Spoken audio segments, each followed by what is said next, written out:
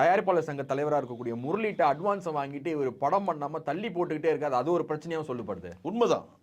முரளி அவர்கிட்ட பணம் வாங்கிட்டாரு, இன்னும் அவர் அது தள்ளி போட்டுக்கிட்டே இருக்காரு. தனுஷ்க்கு வந்து அந்த கமிட்மெண்ட்டில் மாட்டினதுனால தொடர்ந்து அவரால் கொடுக்க முடியல. இப்போ 50வது படம்ன்றப்போ அது ரொம்ப மெனக்கெடுன்றதுக்காக பண்ணுறாரு. இப்போ இளையராஜா படத்துக்கு அவருக்கு சைன் பண்ணியிருக்கிறதுனால அதுக்கு நிறைய ஒர்க் அவுட் பண்ணோம், நிறைய தகவல்களை சேமிக்கணும் அப்படின்னு சொல்லி அந்த இது போயிட்டுருக்கப்ப என்னுடைய தனிப்பட்ட முறையில் இதுக்கான பதில் என்னன்னு கேட்டால், தனுஷ் வந்து முரளி அவர்களை வைத்து, முரளி வந்து தொடர்ந்து தனுஷை வைத்து படம் எடுக்கிற அளவுக்கு ஃபினான்ஷியல் பேக்ரவுண்ட் இருக்கான்னு தனுஷ் டவுட் படுவார் தான் நான் நினைக்கிறேன். அவர் ஒரு மனசில் இருக்கும், இவங்க எங்கே அங்கங்கே ஃபினான்ஸ் வாங்கி ஒவ்வொன்றும் தேர்தலுக்குள்ளேயும் ஷூட்டிங் பாதி போகிறதுக்கு இப்போ நின்றுச்சுன்னா நம்ம இந்த கால் ஷீட் கெடுவோம், எல்லா வேலையும் கெடுப்படும், அதுக்கு யார்கிட்ட அதிகமாக பணம் இருக்கும் அவன் படம் நடிச்சிட்டு போயிடலான்ற கூட ஒரு நிலைமைக்கு வரலாம். அதுக்கு தான் இந்த கம்பேரிசன் சொன்னேன்.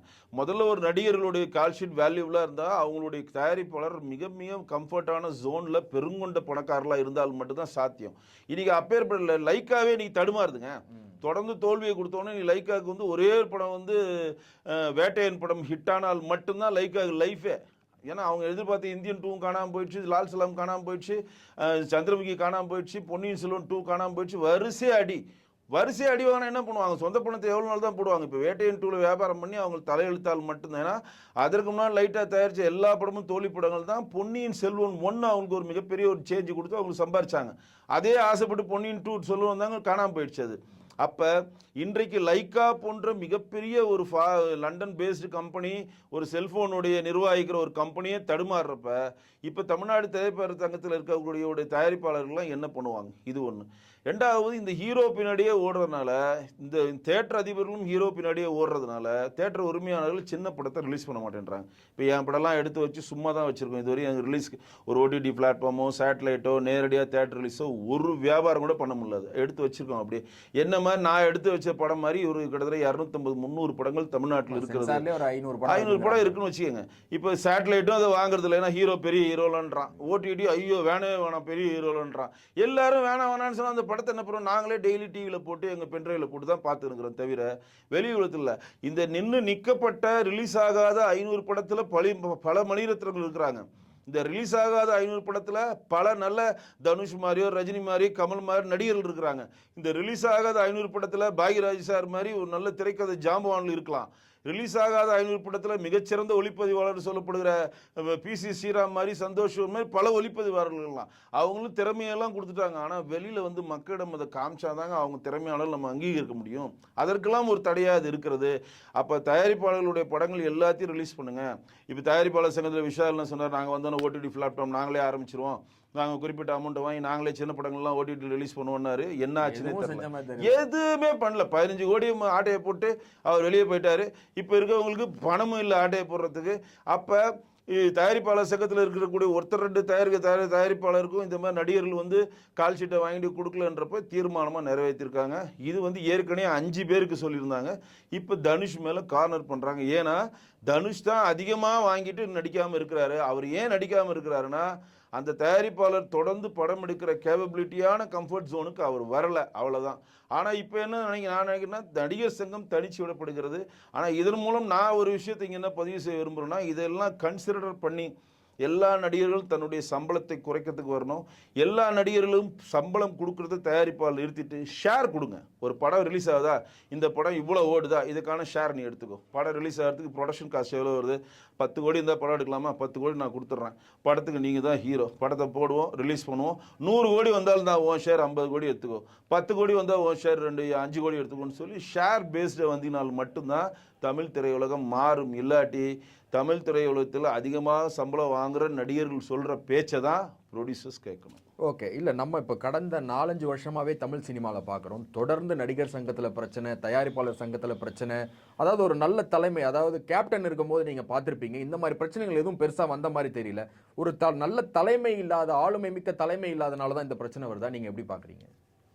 இல்லை, இது ஆளுமை மிக்க தலைமைன்னு சொன்னால் இப்போ வந்து புரட்சி கலைஞருக்கு கேப்டன் விஜயகாந்த் அவர் வந்து நடிகர் சங்க தலைவராக இருக்கப்ப தான் அரசியலுக்கு வர்றதுக்கு முன்னாடி தான் இருக்கிற இடத்த சுத்தப்படுத்தணும்னு நினைத்த ஒரே மாபெரும் தலைவர் அவர். ஏன் அப்படி சொல்கிறேன்னா, ஒருத்தர் வந்து இன்றைக்கி ஒரு வார்டு கவுன்சில் கூட ஆக முடியாமல் நேரடியாக முதலமைச்சராகனு ஆசைப்பட்டுக்கிறாங்க. இன்றைக்கி பாதி பேர் அரசியலுக்குள்ளே வரவங்க ஒரு வார்டு கவுன்சில் கூட ஆகலாம், ஆனால் நான் ஸ்ட்ரெயிட்டாக முதலமைச்சர் தான் ஆவேன் அப்படின்னு இருக்காங்க.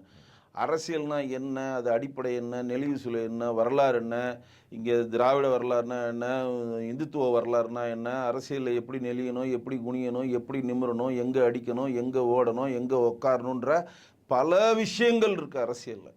அந்தந்த நேரத்துக்கு ஏற்ற மாதிரி தன் நிலைப்பாடை எப்படி மாற்றி நம்ம வந்து முன்னேறதுக்கான வேலைகள் பண்ணணும், மக்களிடம் எப்படி பேசணும், பொது வழியில் எப்படி பேசணுன்ற பல விஷயங்கள் இருக்குது. இதையெல்லாம் ஒரு முன் உதாரணமாக எடுத்துக்கொண்டு தான் அவர் வந்து நடிகர் சங்க தலைவரான உடனே பிளான் பண்ணுற நடிகர் சங்கம் ஏலத்துக்கு வந்துருச்சு. இன்றைக்கி ஏலத்தில் வந்து ராதா ரவி தான் இப்போ தலைவராக இருக்கார். ஏலத்தை வந்துருச்சு. நடிகர் சங்கத்தை விட்டா போயிடுன்றப்ப அவசர அவசரமாக எலெக்ஷன் வச்சு விஜயகாந்த் அவர் உள்ளே வந்தோடனே முதல்ல நடிகர் சங்கத்தை மீட்டெடுக்கணும்னு சொல்லி கலை நிகழ்ச்சிகள் 2 இடத்துல பெரிய பெரிய ஜாம்பவான்னு சொல்லுகிறார். ரஜினி, கமல் 2 பேரையும் கூட்டு போறார். அதுதான் எவ்வளவு பெரிய ரஜினி வீட்டுக்கு போறாரு. தலைவரா பார்க்கல, நேரா போறாரு. அவரு பாபா ஷூட்டிங்ல போய் மீட் பண்ணாரு. நேரா போய் பாபா ஷூட்ல பாக்குறாரு. நீங்க வரீங்கன்றார். இல்ல நீங்க வரீங்க, டிக்கெட் போட்டாச்சுன்னு சொல்லிட்டு வந்துட்டார்.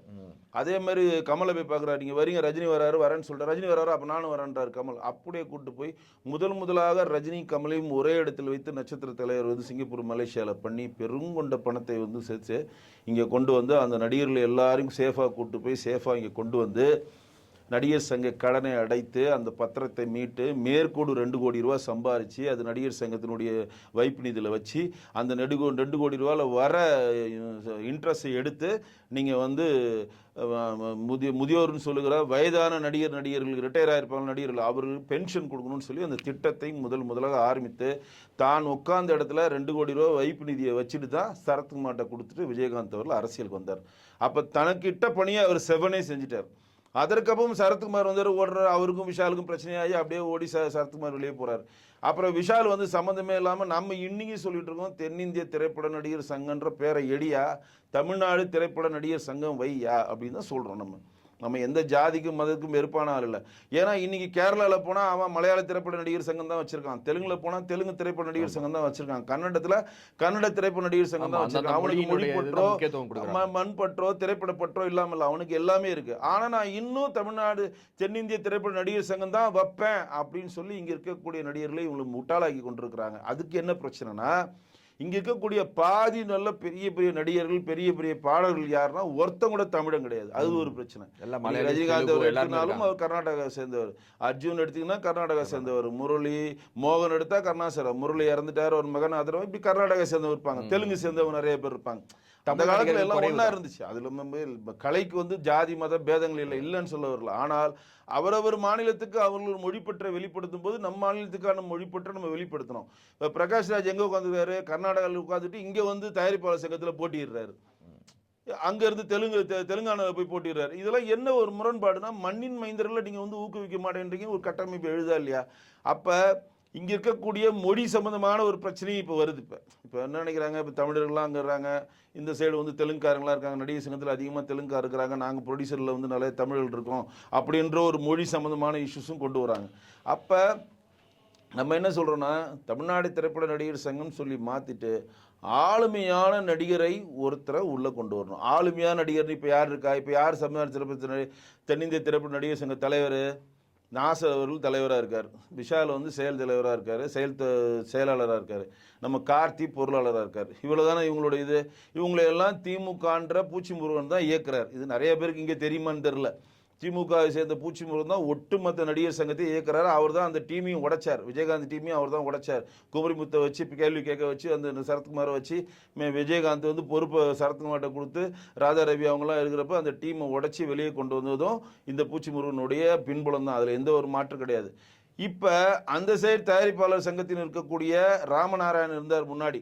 அவர் வந்து காரைக்குடி எம்எல்ஏ இருந்தவர், திமுக மிகப்பெரிய அனுதாபி. அவர் தான் தமிழ்நாடு திரைப்பட தயாரிப்பாளர் சங்கத்தினுடைய தலைவராக இருந்தார். அவர் இருக்கவரை திமுகவுடைய சொம்பு தூக்கியாக இருந்தார். இப்போ அடுத்த கட்டமாக யார் வந்திருக்காரு, ராமசாமி என்கிற முரளி வந்துட்டார். அவர் திமுகவுடைய நேரடியானது. இப்போ வந்து தயாரிப்பாளர் சங்கம் ஏன் இவ்வளோ பலகீனமாக இருக்கிறதா அப்படின்னு பார்த்தீங்கன்னா 3 தயாரிப்பாளர் சங்கம் இருக்குது. இப்போ கவர்மெண்ட் வந்து அரசு பதிவு பெற்றதுன்னா இவங்க சொல்கிறாங்க. ஆனால் டி.ராஜேந்தர் ஒரு தயாரிப்பாளர் சங்கம் வச்சிருக்காரு, தமிழ்நாடு தயாரிப்பாளர் சங்கம் வச்சு உஷாராஜா தலைவர், பாரதிராஜா வந்து நடப்பு தயாரிப்பாளர் சங்கம்னு ஒன்று வச்சிருக்காரு. நடப்பு தயாரிப்பாளர் சங்கம்னா இந்த குண்டூசி விற்கிறான் புண்ணாக்கிக்கிறோம் தயாரிப்பாளர்ன்றா நான் ஒத்துக்க மாட்டேன், எவன் கரண்ட்டாக படம் எடுக்கிறானோ அவன் தான் அதில் மெம்பரு, நாங்கள் தான் தயாரிப்பாளர் சங்கம்னு சொல்லி அவர் வச்சிருக்காரு. அப்போ உள்ளுக்குள்ளேயே இவ்வளோ குளறுபடி இருக்கிறதே 10 பேர் 3 பேர் பிரிஞ்சு நிற்கிறப்ப ஸ்ட்ராங் இல்லை. பட் இங்கே நடிகர் சங்கம் எல்லாம் நல்லதை கட்டுதோ ஒன்று சேர்ந்து ஒரு பில்டிங்கை பில்டிங்கை கட்டுறாங்க, அவனுக்கு 1 கோடி ரூபாய் வைப்பு நிதி கொடுத்து கட்டிட்டு இருக்கப்ப இவங்க ஸ்ட்ராங்காக இருக்கிறப்ப இப்போ தனுஷ் போன்ற ஆட்கள்லாம் வந்து நம்பகத்தன்மை இழக்கிறாங்க. ஆளுமையான ஒரு தலைவர், இப்போ நாசர் சொல்கிறத அங்கே இருக்க தயாரிப்பாளர் கேட்க மாட்டான், அதேமாதிரி முரளி சொல்கிறத இங்கே இருக்கக்கூடிய நடிகர்கள் கேட்க மாட்டேன்றாங்க.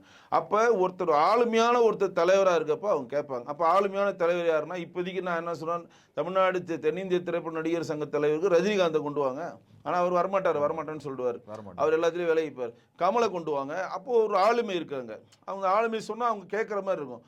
அந்த ஆளுமையெல்லாம் இல்லாமல் விசில் அடிச்சாங்க குஞ்சிகளுக்கு சேர்ந்து ஒரு 2-3 படம் ஓடினவங்கலாம் தேர்தல்னு பணத்தை கொடுத்து 3000 நடிகர் நாடக நடிகர்களுக்கு 3000 2000 பணத்தை கொடுத்து ஏதோ பண்ணி ஒரு எஸ்டாப்ளிஷ் பண்ணி டக்குன்னு தலைவராக வந்து உட்காந்தாங்கன்னா அவங்களுக்கு அந்த பேஸும் புரியலை, இது எப்படி முன்னேற்றணும்னு தெரியல. ஏன்னா இவ்வளோ நேரம் நடிகர் சங்க கட்டடம் வந்து எழுப்பாமல் இருக்கிறதுக்கு இதுதான் காரணம், நிர்வாக திறன் இல்லையுமே தான்.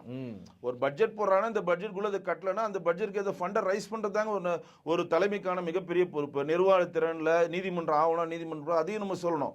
இப்போ நடிகர் சங்க தேர்தல் நடந்து முடிஞ்ச உடனே ரிசல்ட் வெளியிடக்கூடாது, நீதிமன்றத்தை போய் தடைபெறாங்க, இப்படி நிறைய உள்குளறுபடி இருக்கிறது. இப்போ என்ன இது எல்லா உள்குளறுபடிக்கும் என்ன காரணம்னா, தான் பெரிய ஆளுன்னு ஒவ்வொருத்தரும் நினைக்கிறாங்க.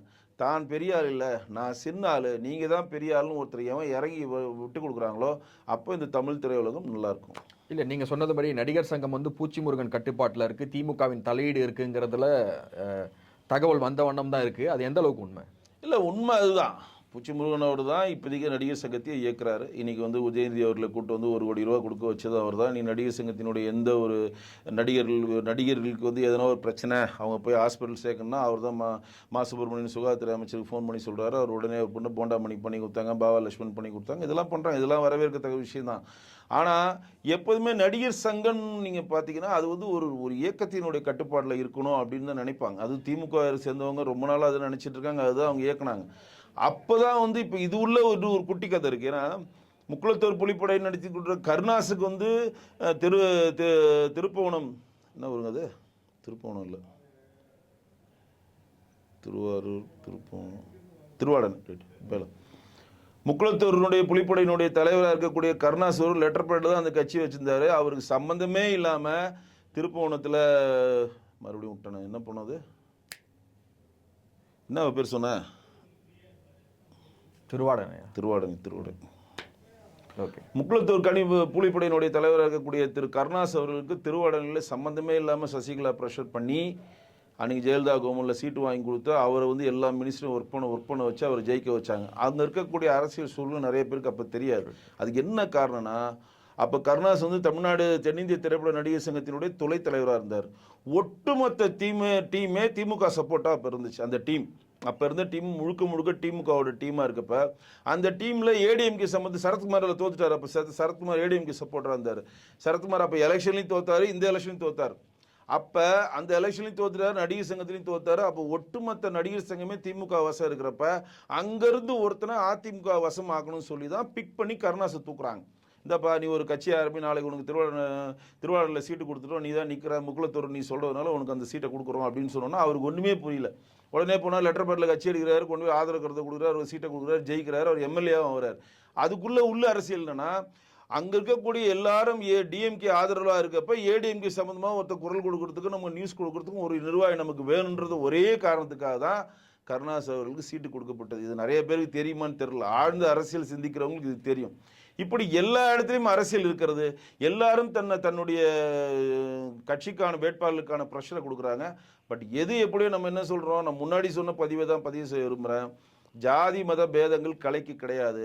இந்த தென்னிந்தியா வட இந்தியான்லாம் அது உள்ளலாம் வரவே இல்லை. ஆனால் எல்லோரும் தன் ஈகோ இறங்கி வந்து, தனுஷ் போன்ற நடிகர்கள் தன் ஈகோ இறங்கி வரணும், முரளி போன்ற தயாரிப்பாளர் தன் ஈகோ இறங்கி வந்து சரிசமமாக எல்லோரும் ஒர்க் பண்ணி நடிகர் சங்க கட்டடத்தையும் எழுப்பணும், தயாரிப்பாளர்கள் நஷ்டம் எல்லாம் பார்க்கணும். முக்கியமாக இப்போ நடிகர்கள் தன் சம்பளத்தை பெருவாரியாக குறைத்து கொண்டு லாபத்தை போடணும். இவ்வளோ படம் லாபம் வருதா நான் எடுத்துக்கிறேன், நஷ்டம் வருதா நான் ஏற்றுக்கிறேன், 2 பேர் பிரிச்சுக்கலாம் நஷ்டத்தை, லாபம் வந்தால் நம்ம ஏற்றுக்கலாம்.